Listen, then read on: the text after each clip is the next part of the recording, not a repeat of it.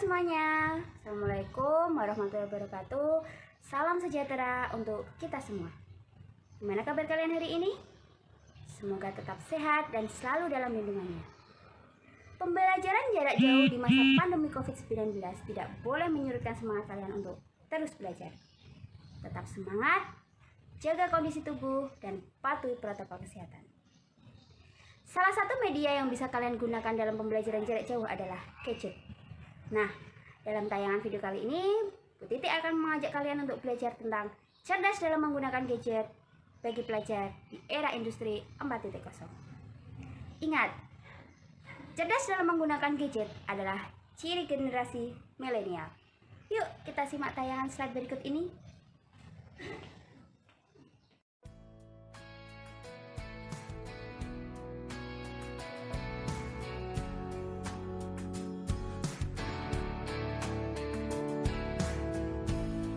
Letting loose, is that your head down?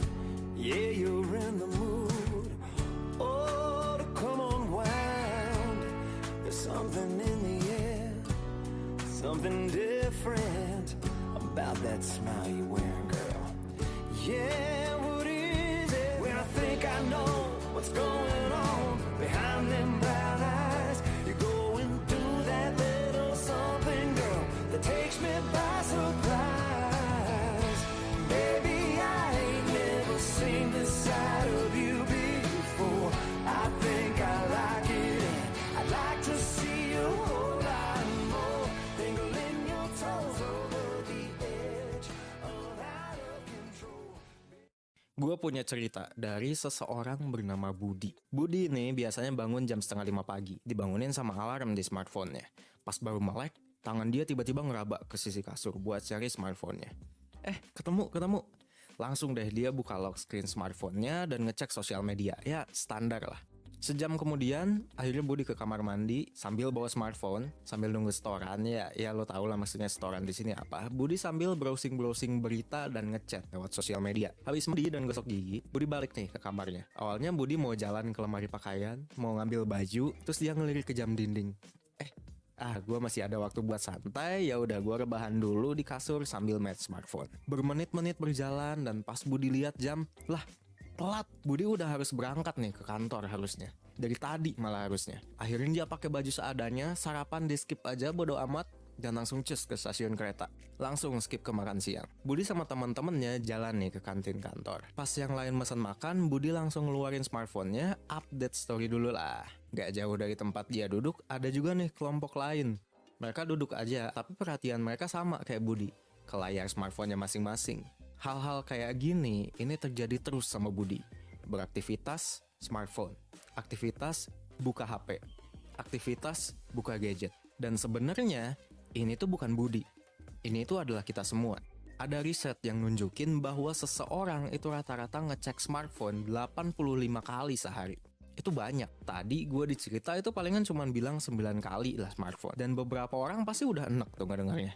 Bayangin kalau misalnya gue ceritain semua. Dan karena ada pepatah yang bilang bahwa sesuatu yang berlebihan itu pasti gak baik, kita patut curiga sebenarnya. Apakah smartphone life yang gue, lo, dan banyak orang jalanin ini bisa ngebawa dampak buruk? Dan kalau iya, apa? Nah, di video kali ini, gue pengen ngebahas kenapa kalian perlu memperhatikan lama dan frekuensi penggunaan gadget kalian. Heads up juga, di video ini gue akan bikin beberapa pernyataan yang mungkin buat beberapa dari kalian kontroversial. Sebelum kita lanjut, yuk klik subscribe dulu dan like juga. Jangan lupa buat klik notification bell-nya juga supaya kalian bisa jadi penonton pertama banget dari video-video selanjutnya.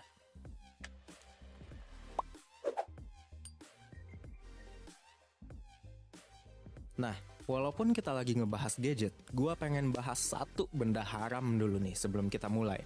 Kokain. Ya lo tau lah kokain. Apa yang kepikiran di otak lo nih ketika kita mikirin kokain?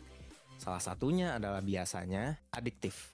Iya nggak? Kalau lo mengkonsumsi kokain, lo akan jadi addict. Lo akan jadi seorang pecandu. Nah, Budi yang tadi kita bicarain juga bisa jadi adalah seorang pecandu. Tapi bukan pecandu kokain. Budi bisa jadi adalah seorang pecandu gadget. Banyak nih yang nggak tahu sebenarnya bahwa gadget addiction, adiksi gadget adalah salah satu tipe adiksi yang sekarang melanda banyak orang. Dikutip dari VOA Indonesia, ada kurang lebih 200 anak di Jawa Barat yang dirawat di rumah sakit jiwa karena kecanduan gadget. 200 dirawat di RSJ loh. Kecanduan gadget di sini maksudnya gimana sih, Fik? Nah, seseorang dikatakan kecanduan ketika dia merasa nggak bisa lepas dan sangat butuh substance itu, walaupun ia tahu nih bahwa hal tersebut sudah berdampak buruk buat dia. Ketika dilepas, biasanya ada respon-respon buruk dari dirinya yang di luar kontrolnya dia nih. Responnya apa?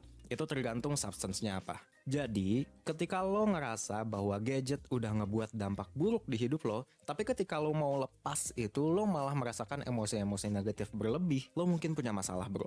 Gua bilang mungkin karena lo harus datang sendiri ke profesional, kayak psikolog, untuk bener-bener tahu pasti apakah masalah lo udah sampai tahap kecanduan atau belum. Dan gak disangka juga nih, perangkat kecil yang lo genggam sehari-hari ini bisa ngasilin efek kecanduan. Padahal itu barang gak ngandung zat adiktif apapun sebenarnya. Gilanya lagi, kecanduan sendiri bukan yang main-main gitu, bukan hal yang kecil. Tapi efek withdrawalnya bahkan setara sama kecanduan kokain.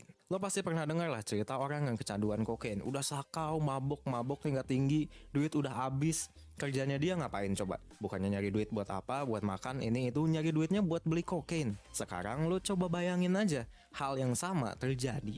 Tapi yang dia konsumsi itu bukan kokain, tapi adalah hal yang kita pakai sehari-hari buat nonton video 1% bahkan. Gelisah, uring-uringan, bahkan sampai keringat dingin, kayak yang tadi gua deskripsiin. Dan lu tahu apa yang dia inginkan? Gadget. Terus kok bisa sih gadget sendiri bikin adiksi? Coba kita lihat kalau misalnya dari kokain gimana.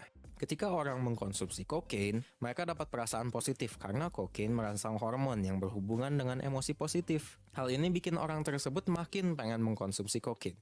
Karena ya kokain tuh enak dan bikin happy. Simpelnya sih gitu. Sama kayak kokain, gadget juga bisa ngasih euforia yang instan buat para penggunanya. Fungsi yang makin canggih, ini bikin gadget jadi gerbang surga banget buat nyari kenikmatan instan.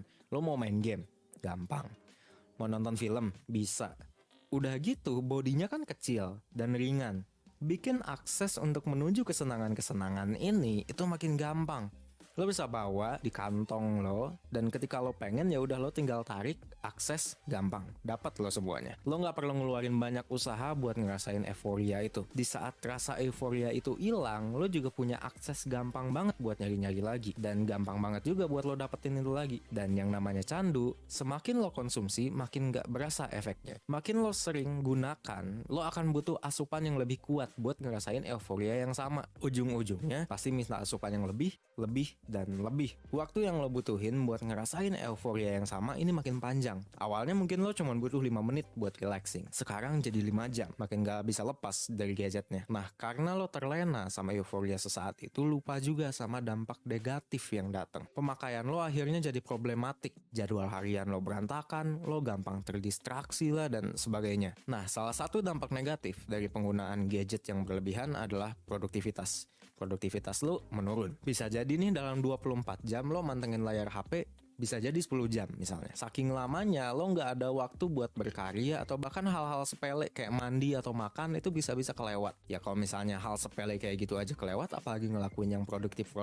Fokus lo terbagi terus ke gadget. Tapi kan Fik, gue multitask Fik orangnya. Enggak, percaya aja deh sama gue. Multitask itu nggak sebaik itu. Nah selain itu, perasaan cemas juga mulai datang. Rasa cemas ini datangnya bisa dari berbagai sumber. Bisa dari fear of missing out karena lo nggak mau ketinggalan soal kabar terbaru. That's why kenapa orang-orang bisa langsung cek sosial media, sering banget ngecek sosial media, atau misalnya ngelihat portal berita kayak gitu. Atau karena mungkin lo nggak mau lepas dari sumber euforia itu. Rasa cemas ini bisa ganggu banget nih. Pas dikurangin asupannya, badan lo otomatis nyari ke gadget itu. Coba inget-inget lagi aja, pas lo bangun tidur, apakah lo langsung alert pas lo nggak nemuin HP lo di sebelah lo? Nah, let's do a simple reflection. Coba sekali aja pas jam istirahat tinggalin HP lo di tas, terus lo pergi ke kantin atau ke toilet. Apa tangan lo ngerasa gatal gitu, khawatir ada notifikasi yang gak kejawab, atau feeling uneasy karena gak ada gadget yang nemenin lo? Nah, gak hanya itu, kecanduan gadget juga bisa ngerusak jam tidur lo bahkan. Selain kecanduan sama euforianya, pancaran sinar biru dari gadget itu bisa bikin lo ngerasa gak ngantuk. Pas lo terpapar sama pancaran sinar biru dari gadget lo, otak lo malah gak memproduksi melatonin yaitu zat yang bikin lo ngantuk. Simpelnya ya karena dikiranya itu sinar matahari. Makin sering lo dalam kondisi ini, makin susah juga buat lo buat tidur. Dan long termnya masalahnya adalah kurang tidur ini bisa naikin resiko munculnya gangguan kesehatan fisik dan mental, kanker, Alzheimer, memori pendek, emosi yang gak stabil, dan masih banyak lagi itu resikonya meningkat. Dan lo inget gak ceritanya si Budi tadi?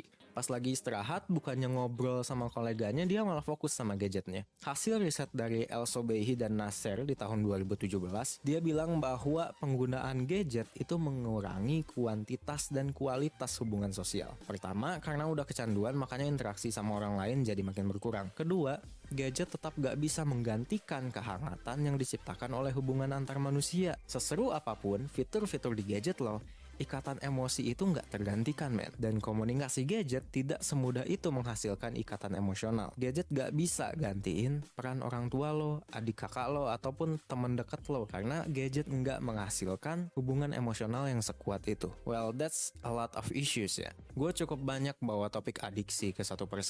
Adiksi pornografi, kemarin gue sempat omongin, adiksi gadget sekarang, dan yang lain juga ada. Di semua video tersebut, gue selalu nge-cut dan bikin penanganannya di video terpisah yang sebenarnya belum ada yang dipublish sampai sekarang. Tapi itu sebenarnya gue lakukan karena sebuah alasan. Penanganan adiksi itu kompleks. Lo pasti pernah dengar lah, orang-orang yang dipenjara karena penggunaan narkoba, tapi di penjara ternyata dia ngelanjutin pakai narkoba, seakan-akan gak kapok. Atau orang-orang yang ketahuan pakai narkoba, direhab, tapi pada saat keluar dari rehab, mereka pakai lagi narkoba. Tapi ada juga yang enggak. Ada orang yang masuk penjara karena narkoba, di dalam penjara dia tobat. Ada yang rehabnya berhasil, ada. Tapi itu membingungkan. Jadi ini ada apa ini sebenarnya? Isunya apa sebenarnya? Dan gue adalah orang yang cukup punya concern yang besar terhadap adiksi. Dan setelah gue menggali lebih jauh tentang apa yang terjadi dengan orang-orang yang punya adiksi ini, adiksi apapun itu, adiksi pornografi, adiksi kokain, adiksi gadget, gue bisa bilang bahwa gue kaget. Ternyata apa yang kita tahu tentang adiksi dan gimana cara seseorang bisa bangkit dari adiksi, yang kita tahu selama ini mungkin salah. Dan hal ini bikin masalah jujur aja nih. Kita akhirnya membangun penanganan yang salah terhadap pecandu. Dan bukannya bisa bangkit dari kecanduannya, hal ini malah membuat mereka punya alasan untuk kembali ke kecanduan mereka. Gue sadar bahwa kalau misalnya gue ngomongin soal itu, ya bisa jadi kontroversial. Tapi jangan khawatir, karena menurut gue hal ini terlalu penting untuk nggak gue publish. Jadi di series soal kecanduan selanjutnya, kita akan bahas soal penanganan kecanduan. Dari apa hal-hal yang nggak beres di dalam penanganan kecanduan sekarang, hal tersebut akhirnya menyebabkan apa dan bagaimana seharusnya kita memperlakukan para edik. Jadi bersambung dulu ya. Kita tunggu di video selanjutnya. Jangan lupa buat subscribe channel 1% dan klik like. See you in the next video. Gua Vicky, sampai jumpa di video selanjutnya.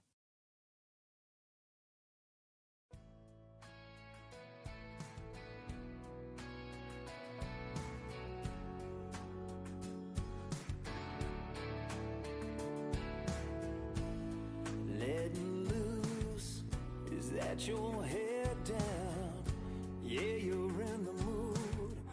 Oh, to come unwound. There's something in the air, something different about that smile you're wearing, girl.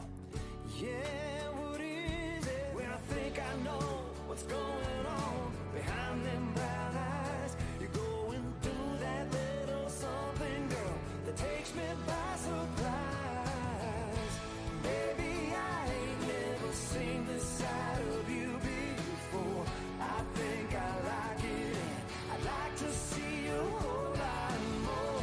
Dangling your toes over the edge of out of control. Baby, I ain't never seen this side of you before. Yeah.